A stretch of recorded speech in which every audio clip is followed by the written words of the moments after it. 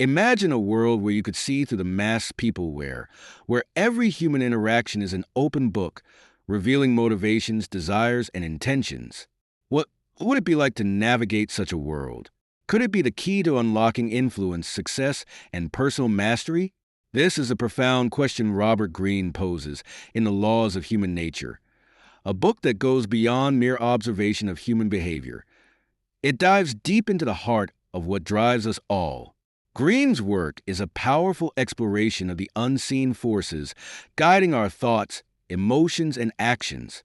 It strips away the illusion of rationality, urging us to recognize the primal instincts that dictate our decisions. But here's the good news. By understanding these laws, we can elevate our own behavior, master our relationships, and step into the highest versions of ourselves. One of the most essential concepts in the book is self-awareness. Greene reminds us that we are not always the rational beings we believe ourselves to be. We are swayed by our emotions, biased by our perceptions, and, more often than we'd like to admit, governed by our egos. The Laws of Human Nature teaches that self-mastery begins with acknowledging these unconscious forces. We must recognize when our emotions are manipulating our decisions, whether it's anger clouding our judgment, envy corroding our relationships, or pride leading us to self-sabotage. What truly drives us? Beneath the polished veneer of social roles, the ambitions we chase, and the ideals we cling to, what truly governs our thoughts, decisions, and interactions?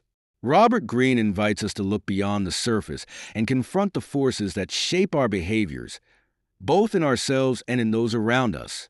It's a work that compels us to pause, reflect, and consider how much of what we call choice is driven by invisible forces, deep instincts, emotions, and unconscious drives that have been evolving within us for millennia.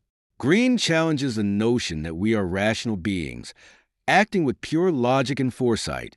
The law of irrationality, one of the central tenets of his work, points to a reality we often resist, that our emotions, far more than we'd like to admit, are the puppet masters of our decisions. Consider for a moment the last important choice you made. Did logic alone guide you? Or, perhaps subtly, were there traces of fear, desire, or ego steering your actions? In business, in relationships, in our private thoughts, this irrationality manifests constantly. A leader might make a rash decision under pressure. A friend might lash out in jealousy. Or we might find ourselves impulsively chasing validation in small, subconscious ways. Greene's insight is simple, but profound. We are not in control as much as we think we are. And this realization, the humility to recognize our own irrationality, is the first step toward self-mastery. But it's not just about mastering ourselves. It's also about understanding the dynamics at play in those around us. The law of role-playing shows us that every interaction is a dance, a performance of sorts, where we each wear masks, some consciously, others unconsciously. Think of the roles you play in your own life. At work, you may wear the mask of the confident professional. At home, you might wear the mask of the caring partner or parent.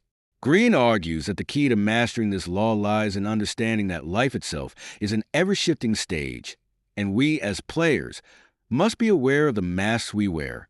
Is this role-playing manipulative? Not necessarily. In fact, it can be a path to greater authenticity. Imagine a leader giving a high-stakes presentation to investors. Greene would suggest that this leader must embody the role of a visionary, even if they are filled with self-doubt. In doing so, they're not faking it, but rather stepping into the persona needed for that moment. The modern reader might reflect on this. How often do we let our self-doubt or fear of rejection stop us from embodying the roles that could lead us to success?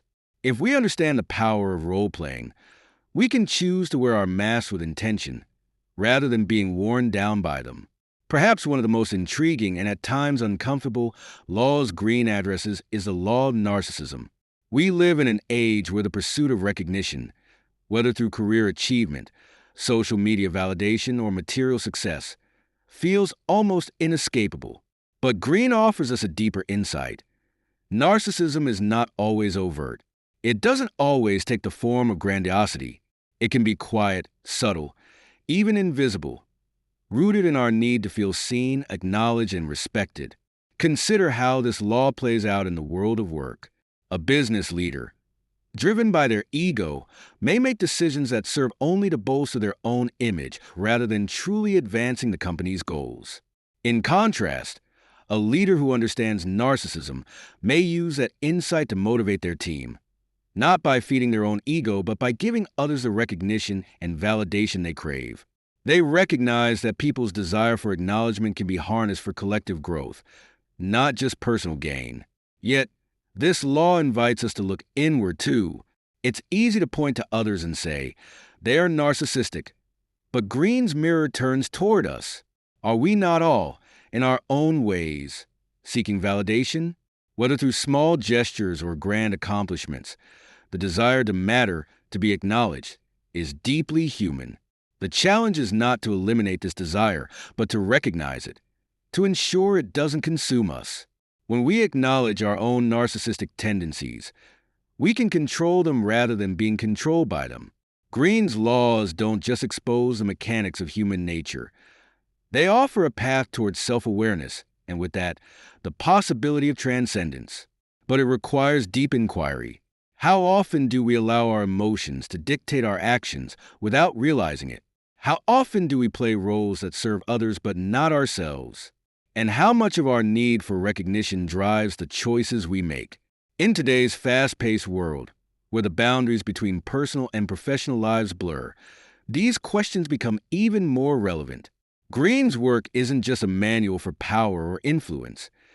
It's an invitation to look deeper into the structures of our own mind, to see the ways we are driven by forces both ancient and contemporary.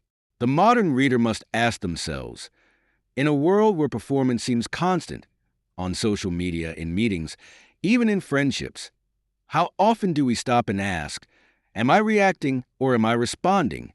Am I acting consciously or simply playing the role expected of me? As I reflect on Greene's work, I realize that his message is not one of manipulation, but of liberation. By understanding these laws, we free ourselves from the unconscious forces that shape our lives. We move from being reactive to proactive, from being ruled by our emotions to mastering them. The laws Greene outlines are not constraints. They are opportunities for freedom, for clarity, for deeper human connection. So, what does this mean for you? How can you apply these insights to your life? First, cultivate the habit of self-observation. When emotions flare, whether in anger, envy, or pride, pause and ask yourself, what is really driving this? By doing so, you begin the journey of self-mastery, which is a foundation of all personal growth. Second, practice empathy. Remember that everyone you encounter is operating under these same laws. By understanding their motivations, you can navigate human dynamics with greater skill and, perhaps more importantly, with greater compassion. And finally, where you're masked with intention, life will always require you to play different roles. But the power lies in knowing when you are playing a role and when you are being true to yourself. Greene's book is not just about understanding others. It's about understanding the human experience in all its complexity. The more you understand these laws, the more you can step into your own power, living consciously and purposefully rather than being swept along by the tide of external pressures. So, how will you navigate this intricate web of human nature? Will you continue to play roles dictated by others? Or will you begin to write your own script? Remember, the greatest mastery is not over others, but over yourself. And as you reflect on these laws, may they not be seen as rigid rules, but as gateways to deeper understanding, freedom, and fulfillment. And as always, keep books over mind.